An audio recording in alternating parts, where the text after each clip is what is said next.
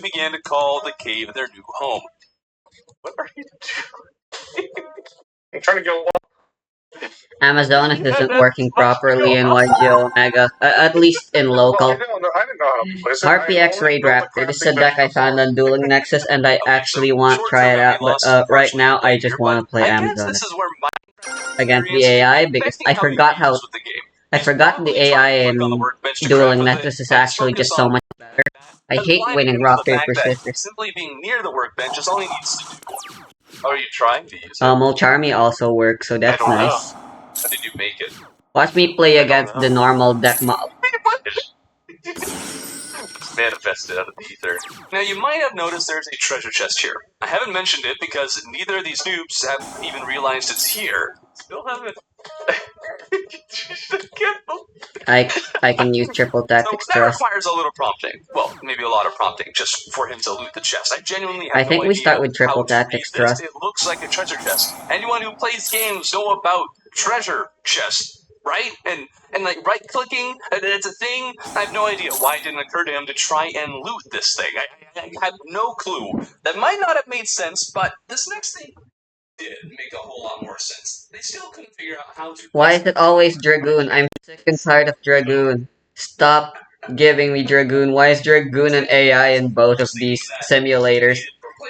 Good God. An interesting idea. If you are thinking Minecraft, you have it wrong. I guess Joel is starting to figure out crafting, so that's good. But the difference between blocks and walls are still a problem. Placing a door, I'll give you a hint. That would be you need to place some more blocks. I gave them some examples for what would be considered a block. I mean, it is a square shape, so I consider it a block. What is the name of it? Wooden wall. Joel was figuring out crafting all the crafting stations. So that's a really good start.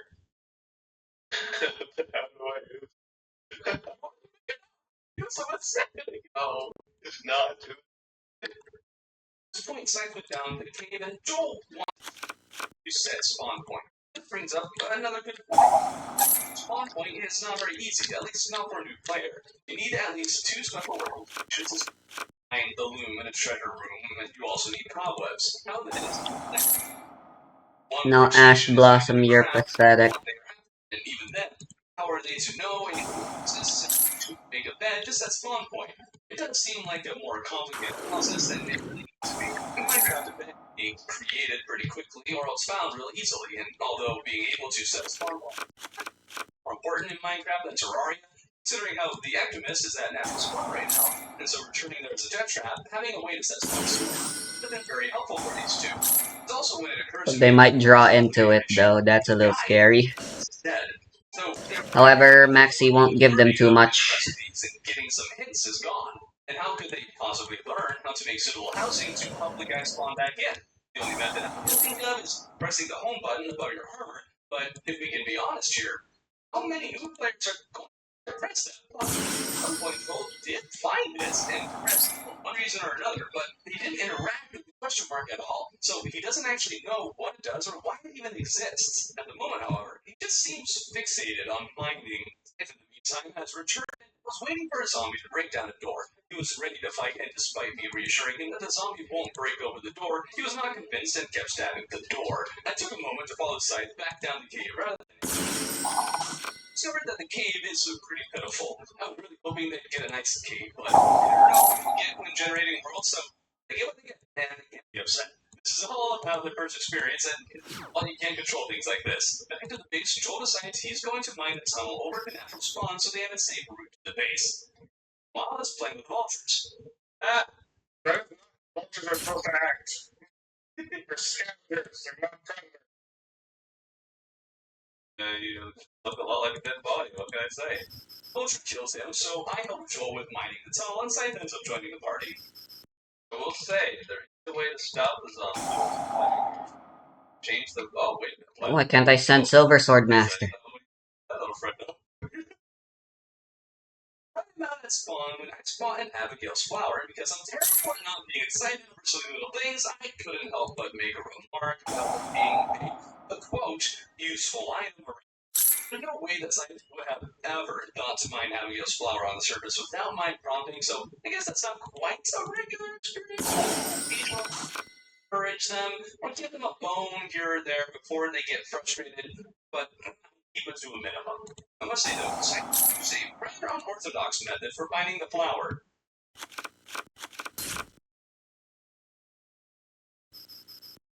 You got it! Took a couple of minutes of him dying and mining around in random locations, since he's still not sure what the actual thing looks like. I don't know how to go down. I guess you will. Oh, down. Back to Joel, and he's still mining, but underground this time. And I might die on follow-up. Water. This water has been flowing for minutes and it hasn't drained. He explains to me how he assumes water works, and it's all basically wrong because he's using Minecraft for reference and trying to use Minecraft logic to explain Terraria water, which obviously isn't how it works. Water being down here also jellyfish to spawn, and best treats of introducing these two to the game is knowing they are about to die and doing nothing. Joel's mining actually resulted in a good find, a minecart track. However, for whatever reason, he avoided the minecart, blocked over it, mining randomly. No explanation at all. Slate, on the other hand, was much more adventurous and jumped down to the minecart. How to mount the cart, but was having issues getting off of it. Telling them the shortcuts is something I'm just going to do. No need to hide the control scheme from them. You can just look that up in the menu. But I do at least expect them to remember things. How do I get out of my car? Button that you use to get off. Get it out. We'll have to return to the basement. If he's gotten enough ore to craft anything at all. I'm sure he'll figure out the need to make bars first, but considering how useful ingots in Minecraft and he's been thinking Minecraft for some of these things, I don't know if he'll struggle to figure out that part. You make a toilet? What on earth does that do in this game? Not much. Ended up making an iron broadsword, and that was just about it, so I guess he hasn't found much more. But he did finally secure the surface. Waiting for this day, he breathes the fresh air and is no longer stuck in the mines. Unlike Simon, he crosses the desert and finds another cave where he yet again passes right by the treasure chest without looting it. It's told him to loot the treasure because my brain was exploding with the gamer. There you go. I was curious what might be near us, and I am really hopeful Joel walking to the right. He didn't, but did actually head down into the cave rather than spend a solid hour mining the dirt on the surface. I found one sparking. Oh, you found a living tree? Wait, just right. No one forgot in the chest up there. Oh. Comprehend why Joel didn't chest at all, especially since he was just saying let's steal his loot. Maybe he doesn't think the stuff is useful. Maybe he doesn't understand to loot. I genuinely have no idea. And he wouldn't stop confusing me because after I was so hopeful he'd explore the instead started mining again. Where are you going? Maybe he's looking for ore and thinks they're near the surface. I don't know. This boy is avoiding the cave layer of this world like the plague. Slade, meanwhile, is doing what we expect from normal. A little bit later, Joel joins us, and just in time for this first worm encounter. But Abigail made it a minor issue. What? What? He got a Well, no one has it. We just picked it up. no. Yikes. Not really anything. It won't be helpful to you. Yes, I know it can be helpful, but I'm not explaining the fart in the bottle right now. They don't even know what the cloud in the bottle is, so I ain't spoiling that. Traps are another thing I don't really want to spoil, and it's a pressure plate just to the right of the two tubes.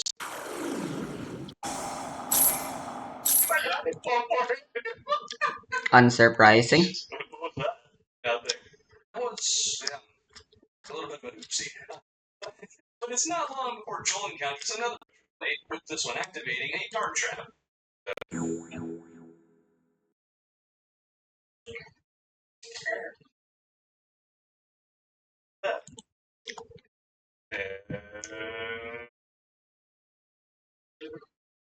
Will he survive?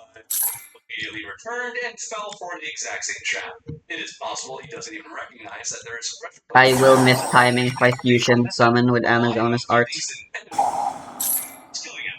Well, that brings us to the end of our first session, and as we were unwinding, it's not too late that I need to not craft things they haven't seen or used before. What was that?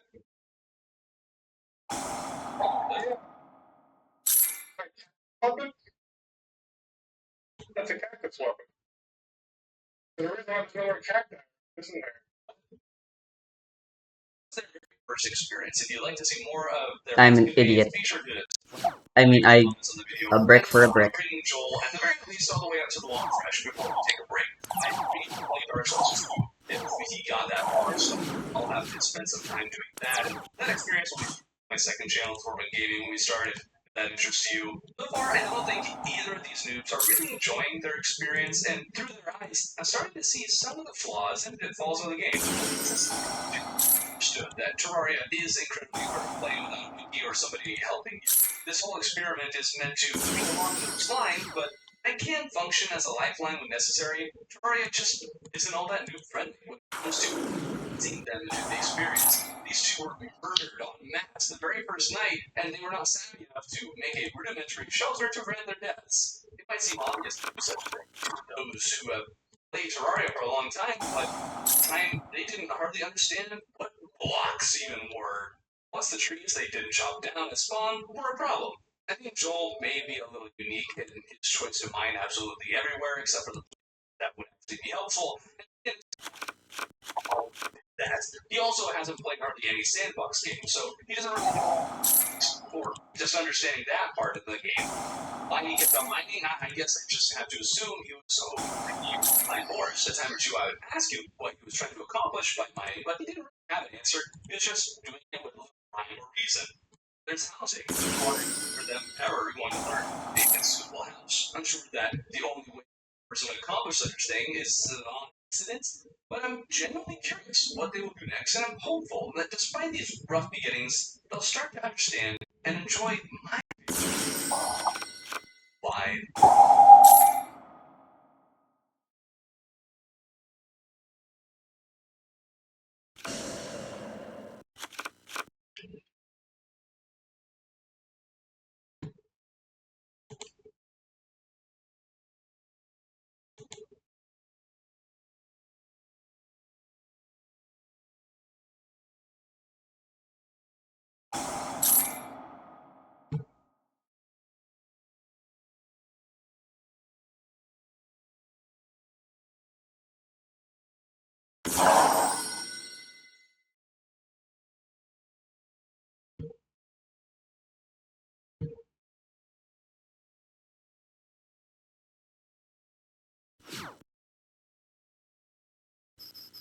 Should just win me the game here.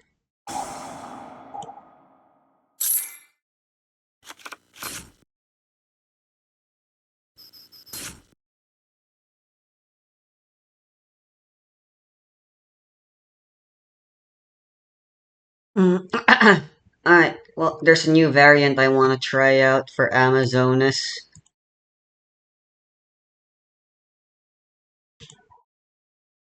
Recently came across a video of someone giving out their deck profile, and I quite like what they cooked up. I want to try it.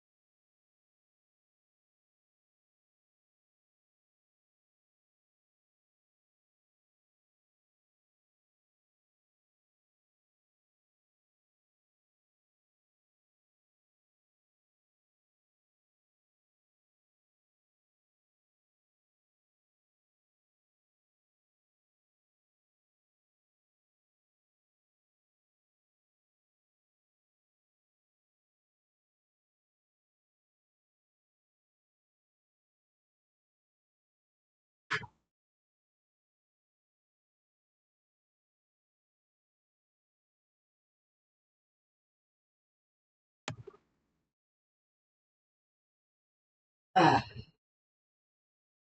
so in the deck profile they made, I've always been on the goal for Amazonas where I have to play as quickly as possible. Just turbo into victory as quickly as possible. But their strategy opted to play a little slower instead, opting instead to play out a grind game, which I'm not a fan of personally. But not really an expert in the end, you know.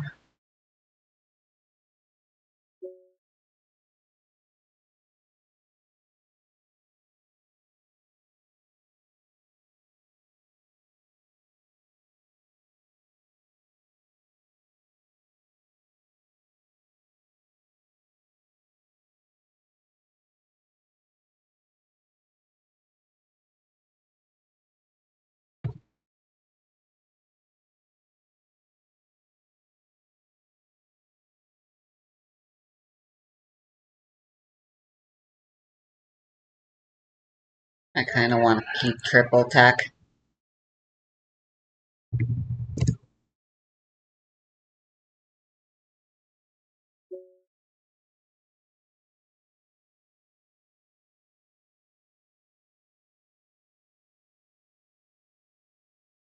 Break board and play on opponent's empty field.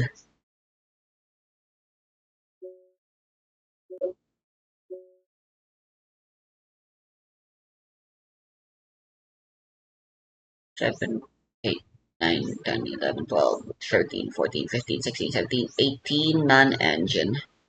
That should be more than enough while still not breaking too often,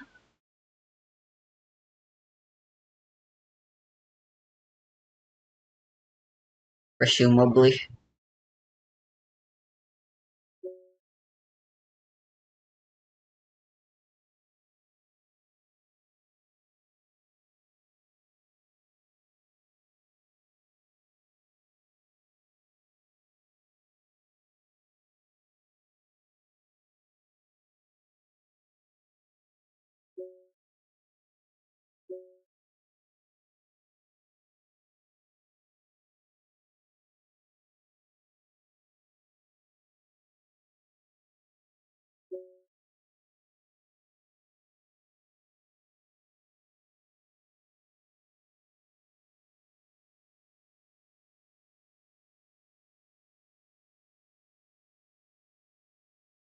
And this was I was cooking this one.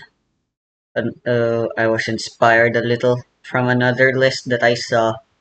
This was a card I'd forgotten. But it's a tuner, and depending on the situation, it changes its level, which is fantastic. On turn one, we will use it to get Clear Wing. On turn two, we can either use it for Utopia or Crystal Wing instead, both of which are very powerful options to synchro summon into whenever we get the opportunity. Can't be targeted by Swallow's Nest, unfortunately, but uh, it's not that important that I'm always able to access it. Ultimately, all that matters is that I get Harpy's Feather Storm turn 1.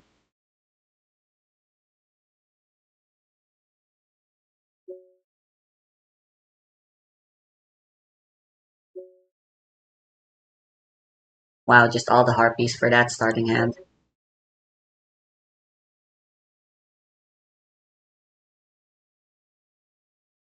And the Dragoonities are an additional way, and they are a far more consistent way into it. Because I can always link off into Dragoonity Knight, and then that's how I'll get my Clear Wing. Because the modern landscape demands negates. Omni negates even just a single one as proven by voiceless voice is really all you need for in order to be put into consideration as in meta contention.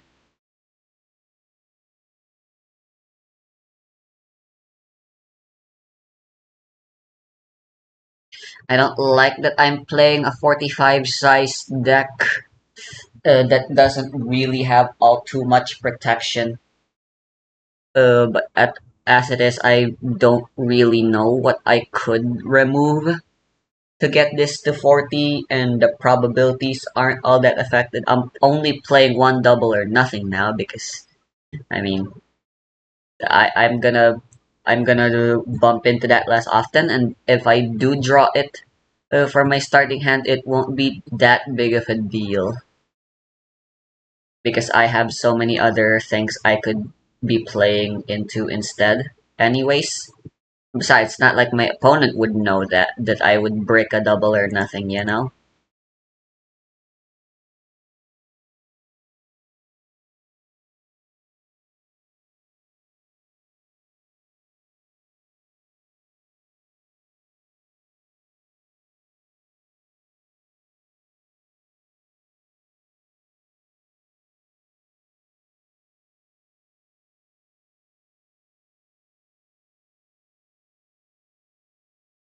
Let's make these decks.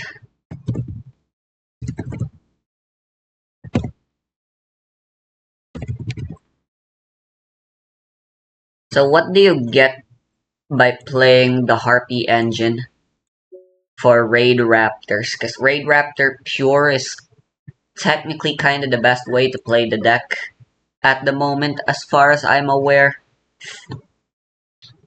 What you get, I believe, is versatility, maybe some surprise for whatever that's worth, and uh, more resilience. The Harpies are very resilient. The fact that their effects are on summon means infinite imperm usually doesn't do much. Ash Blossom still sucks, and Ash Blossom is still very popular. Uh, but as long as you open with multiple harpies, you're always. It doesn't matter if the harpies on summon effect actually plays out. As long as the body gets dumped in, that's usually more than enough for you to get your play started. There's also the fact that you could technically cheat Arsenal Falcon and get into your towers just a little bit faster. I should show the deck.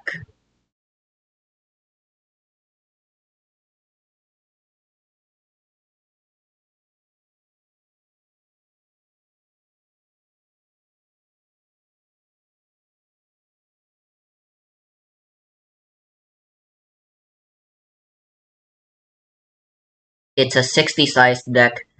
When I tested it, I bricked with Harpy Lady, which really sucks. It's a one-off in a 60 size deck where you're not expected to ever draw the card. I made some misplays, but if I didn't misplay, I would have been able to get into Raid Raptor Rising Rebellion Falcon. Keep in mind, this is my first time play. That was my first time ever playing Raid Raptor. Of course, the Simorg engine. Simorg works really good because on your hand it's just a dark, but on the field it is also wind, so it has synergy with Swallow's Nest and the Harpies, and it has synergy with both Harpies and Raid Raptor while on the field.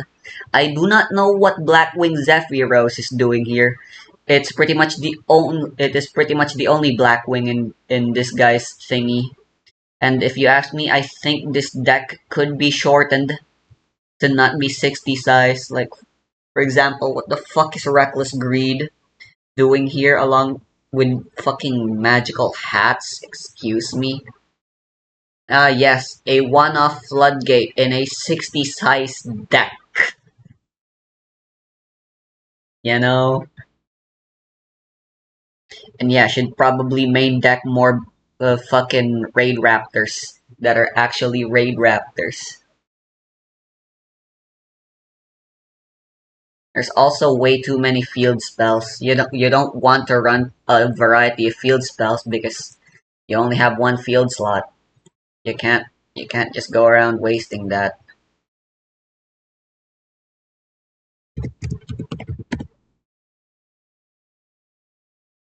It's a really funny card. I remember finding it and forgot about it, but I suddenly remembered it, and it's really funny because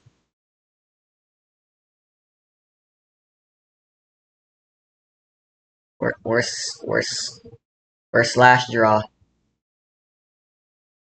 I want to see if people actually can make this card work.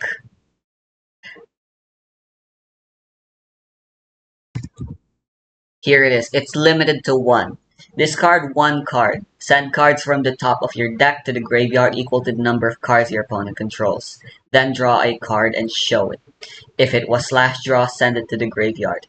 And if you do destroy as many cards on the field, inflict 2,000 for every card destroyed.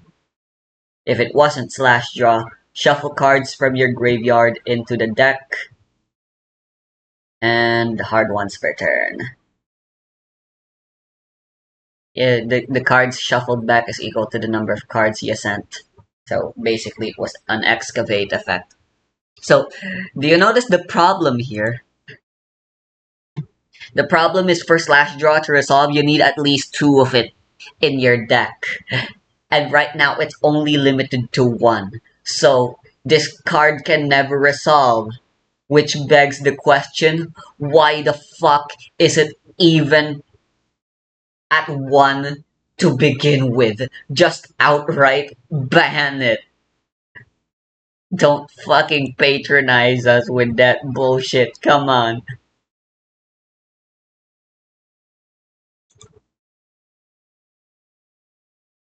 Oh my god, it's a Maron Turbo slash draw. It's only limited in the TCG. What's up with that? Burn strategies are burn strategies with some burn cards like the Amazonas Archers and Catapult Turtle. Those are limited or straight up outright banned in the OCG because OCG is a best of one. And winning with FTKs like that when it's only a best of one format really isn't a lot of fun for the opposing player.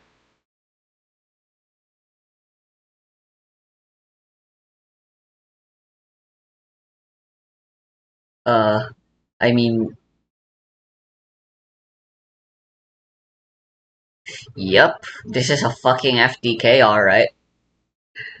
It's just using all of the bamboo. It's just using all of the swords. That's kinda hilarious.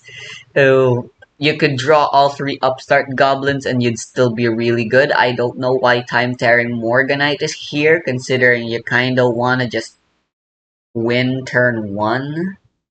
Why is there even a side deck? Isn't this a Master Duel deck?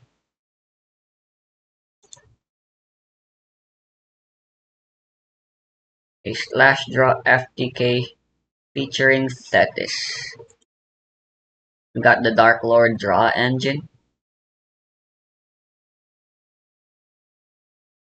Okay, yeah, Thetis works. Why is Chicken Game at 3 in Master Duel?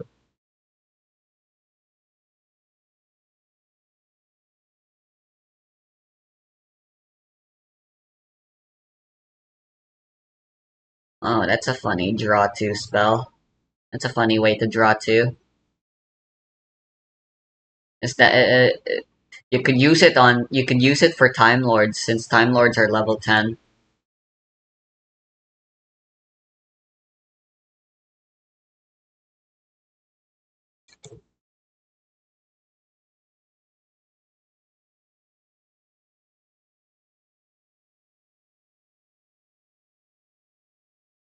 Okay, is there any card here that allows this to still resolve anyways? Like maybe you could Chain Link shuffle this back into the deck. cheat it back to the top or something. But as it stands, I don't think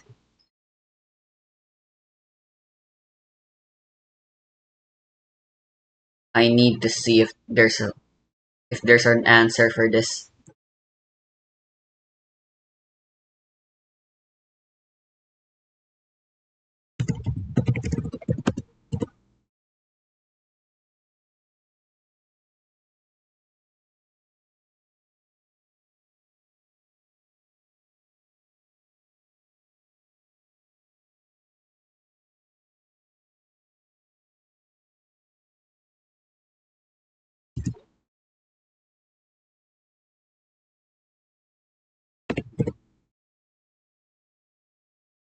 Okay, that uh,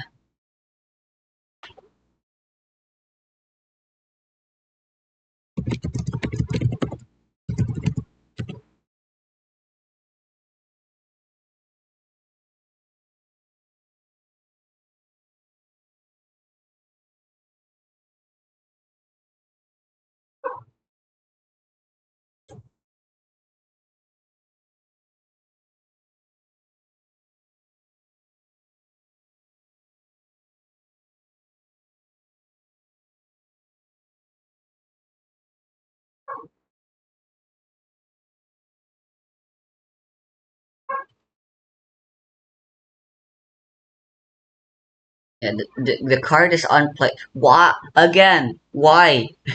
Why even have it at one when one basically is the exact same as fucking outright banning it? You know,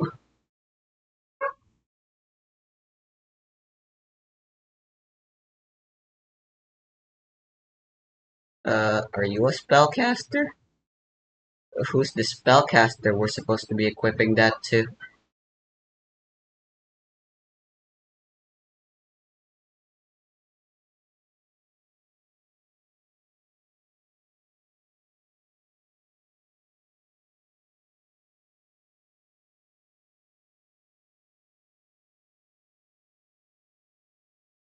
Wow, top share's pretty cool.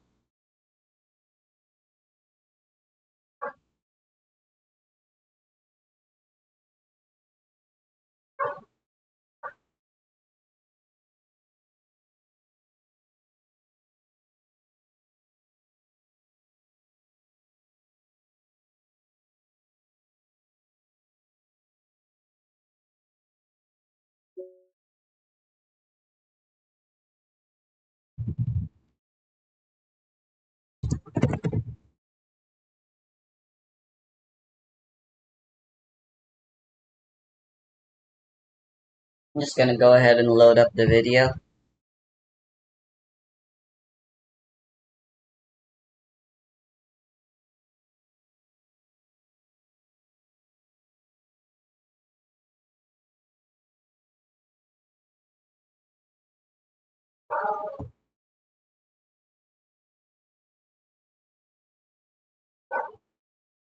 Hello, everybody. Welcome. Alright, starting with the Amazonas cards, we are playing Augusta S2 of, Pet Liger S2, Empress at 3. And then the rest are generic link monsters. The guy I thought would be useful.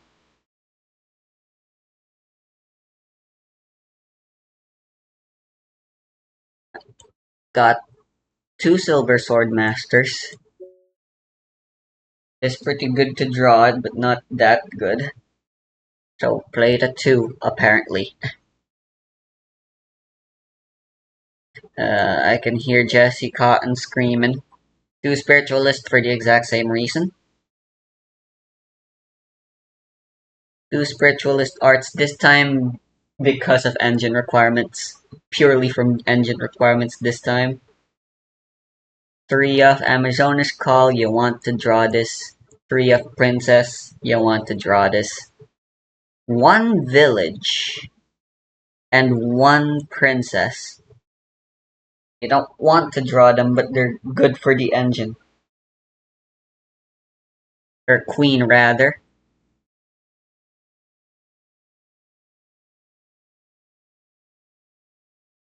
Where's War Chief? There's War Chief.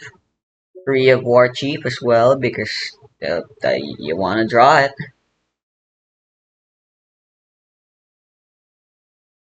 And then we've got, you can't forget the polymerizes. I'd prefer just straight up running 3 and drawing and having the opportunity to just start the game with it.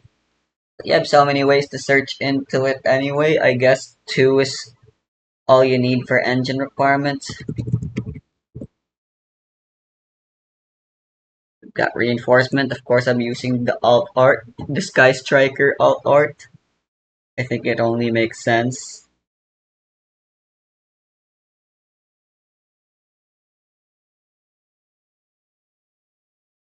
Then for protection, we've got Harpy's Feather Duster, Lightning Storm at 2, which is oddly fitting. Triple Tactics Thrust, which I'm replacing, Triple Tactics Talents, which I'm replacing with Triple Tactics Thrust at 2.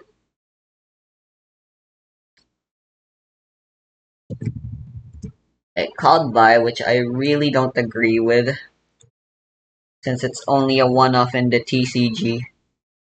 In Master Duel, it's 2, so, but he still only just plays one of it, which means it's not a reliable source of protection.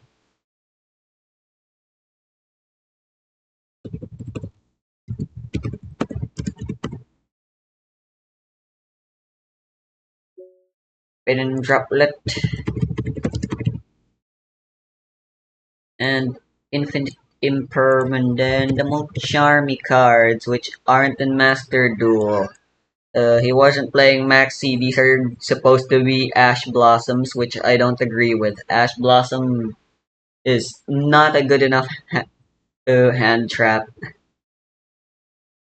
to justify. I mean, in Master Duel, Ash Blossom is straight up just there to beat over Maxi, but like you give your opponent like 3 draws off of Maxi, which is a lot. But at the same time, if you can just kill him, you can just kill him during their Maxi activation, then it's all gonna be Gucci in my opinion, you know?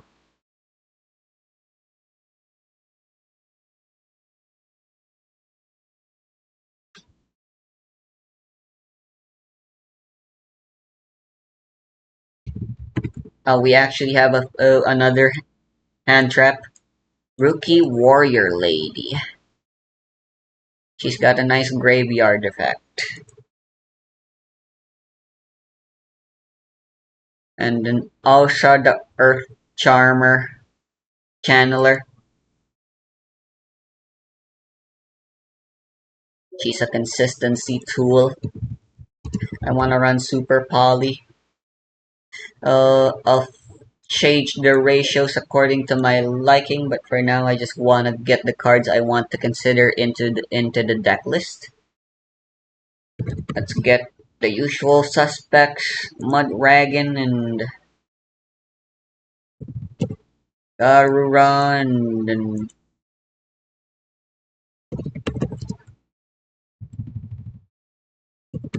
it's like the fusion monster everyone uses.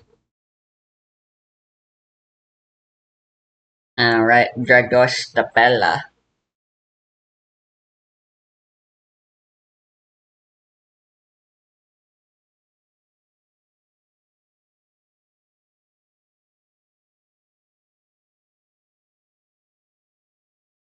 Like, I don't know, the dark thingy isn't generic enough.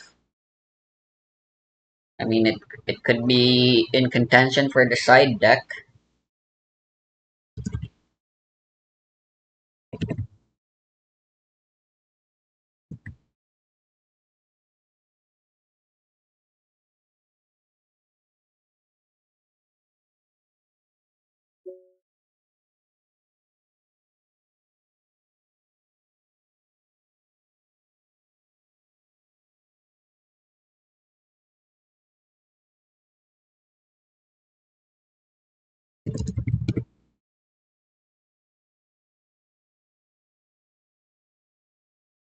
Appaloosas Band.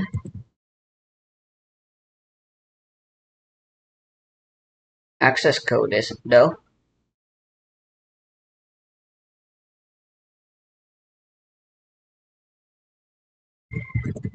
I still kinda like Blackluster Soldier.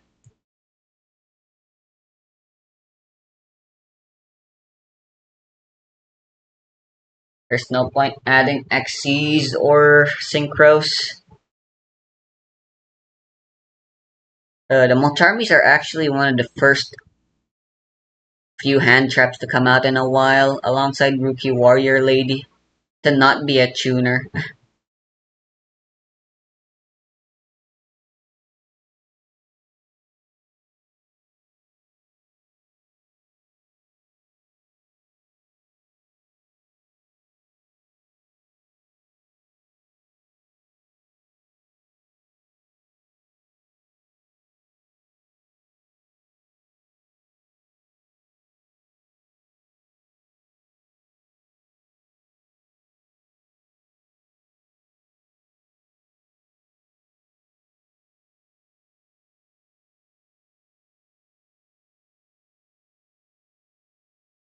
Or these last two, I don't recognize them in the extra deck.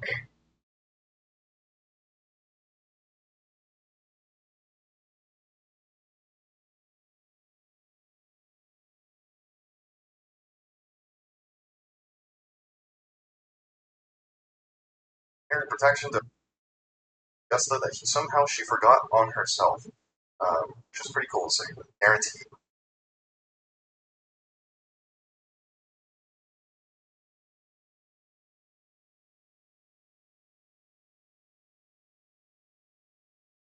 It's a link to, and its arrows go like this.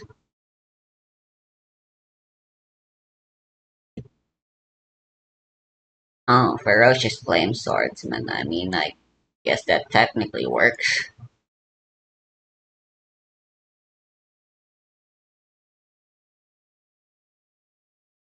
And I'm pretty sure this one's actually just Nightmare Unicorn.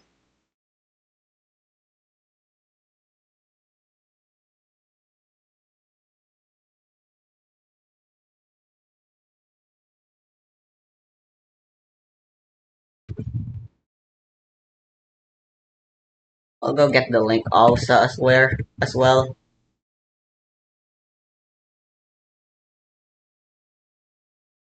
You never know, I guess. You know.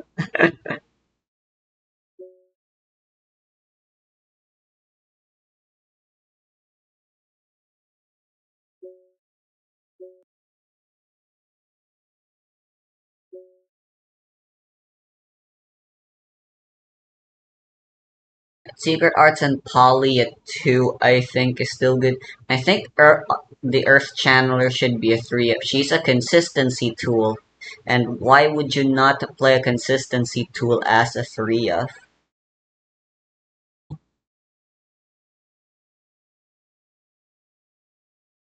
You feel me?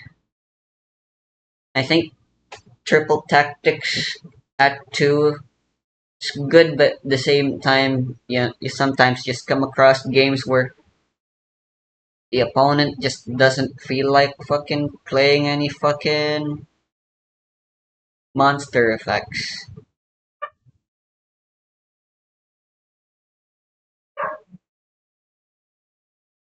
I don't know.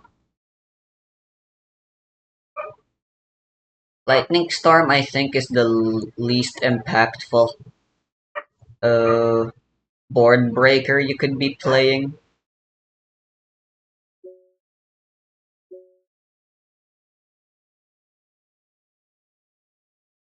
I don't know. Tenpai does use Lightning Storm,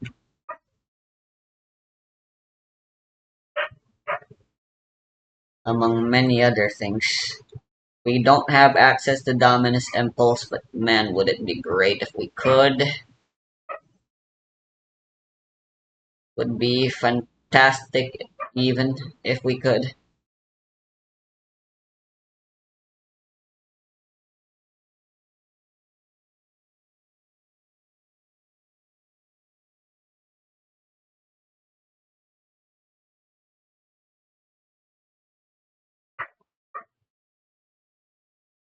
I use are good removal.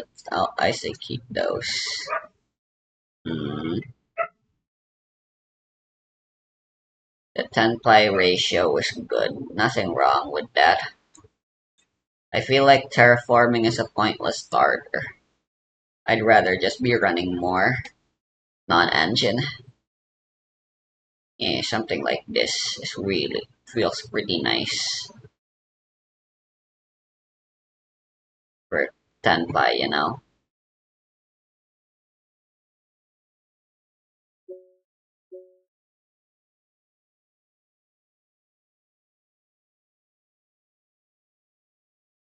Maybe I should copy what that guy did and just play thrust at one.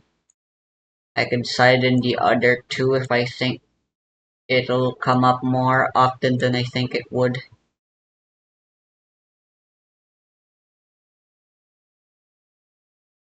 I feel like Super Poly's greater, but at the same time it's technically a lot more matchup specific. It is kind of a hard card to justify. Ultimate Slayer isn't though. Uh, ultimately you can still just use Super Poly on your own turn.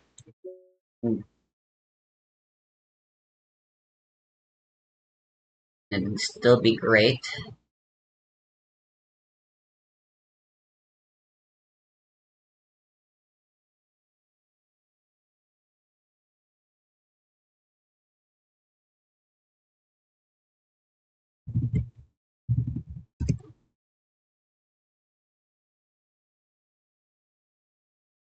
Only a level 4 monster. And our deck is severely lacking in level 4s.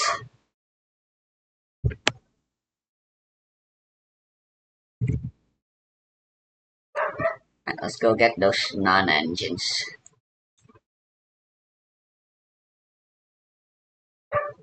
Malong and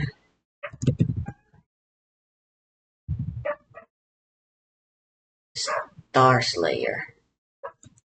These are as good as we can get for targets.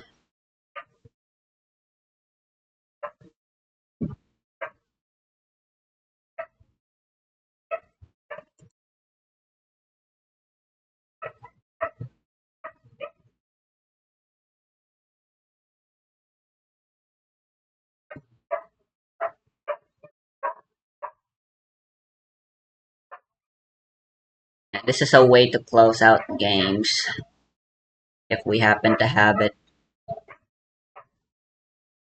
Plus the banish effect is good. I feel like Rookie Warrior should also just be played at 3, honestly. In fact, all of our monsters should be at 3, in my opinion.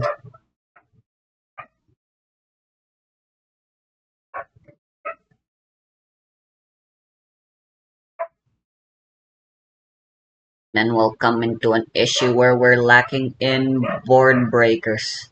Right now we have 1, 2, 3, 4, 5, 6, 7, 8, 9, 10, 11, 12, 13, 14. I'd like at least one more non-engine.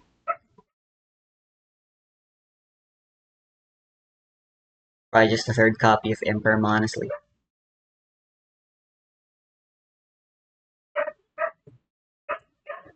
I mean, I guess these two count as non-engine.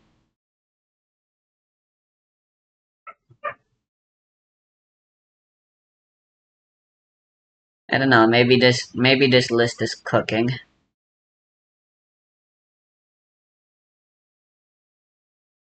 Again, yeah, Earth Chandler kinda needs more targets, cause like if I draw it and I don't have any other thingy, that always sucks, you know?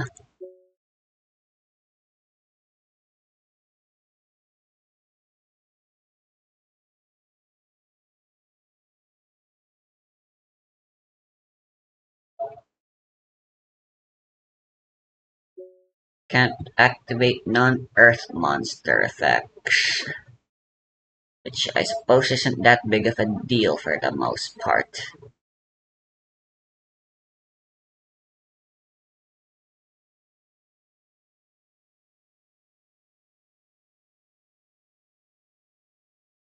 Feel like Spiritualist is justifiable at 3 with Ausa. Queen, I don't really understand why she's here. An additional name, but again, in that case, why are we not running 3 of all of our relevant Amazonas cards and stuff?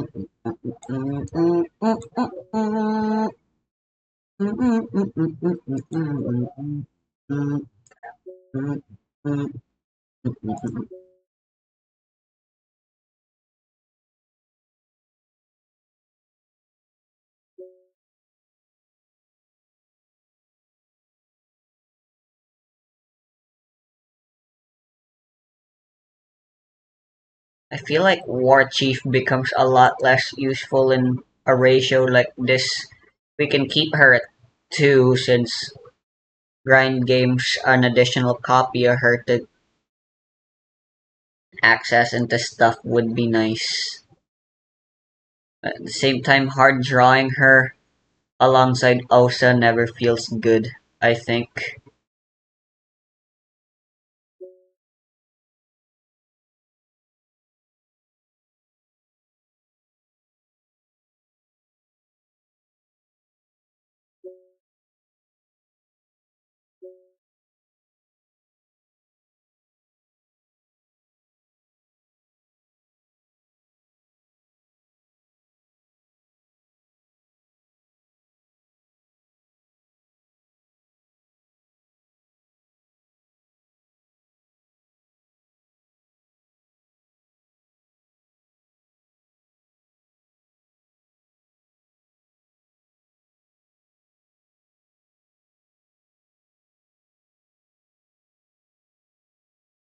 How about we make it a 45 size deck just so we have enough consistency tools. How many starters are we playing? You know, 1, 2, 3, 4, 5, 6, 7, 8, 9, 10, 11, 12, 13, 14, 15, 16. Doesn't actually sound like a lot when I count them up like that.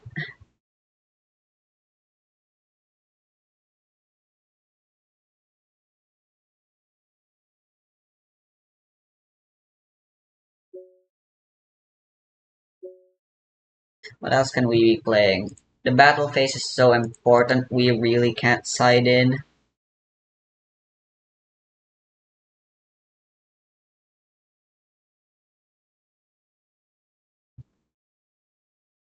In Archetype Amazonas cards it is for side deck when we know we're going first. We can go Heirloom, Hot Spring, and Onslaught, and that's probably gonna be it.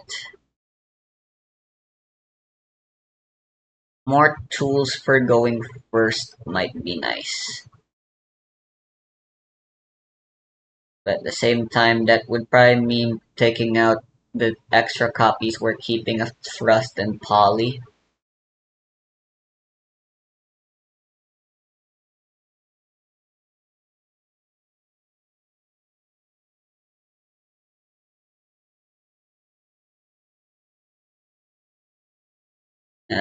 The only card I'm realistically gonna be adding would be the Solemn cards.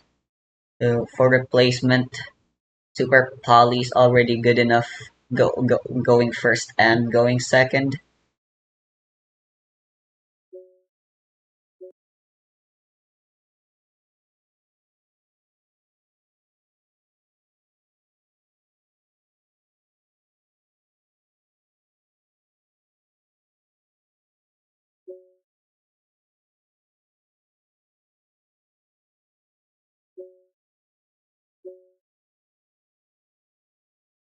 Consistency is the most important thing I'm trying to take into account.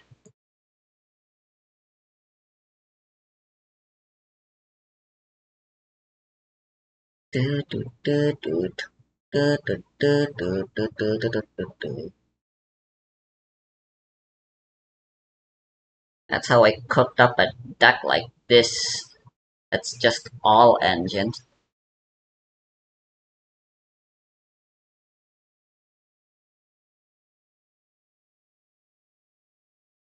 No hand traps.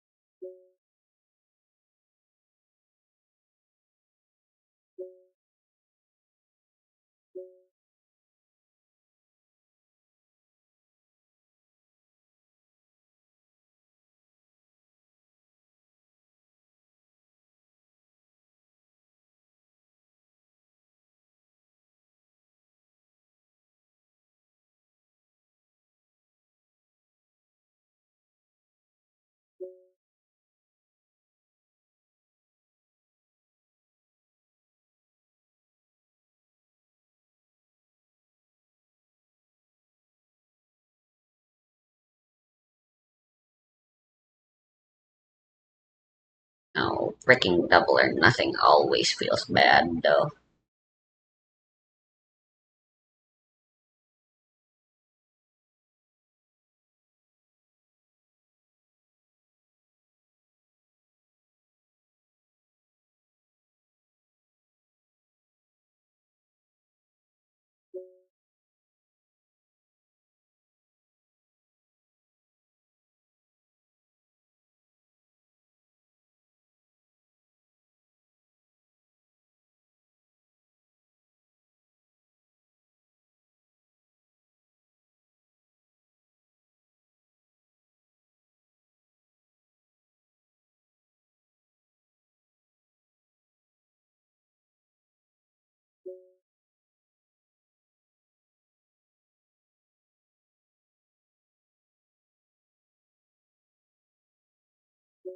I think it's important that we just have more level 4s.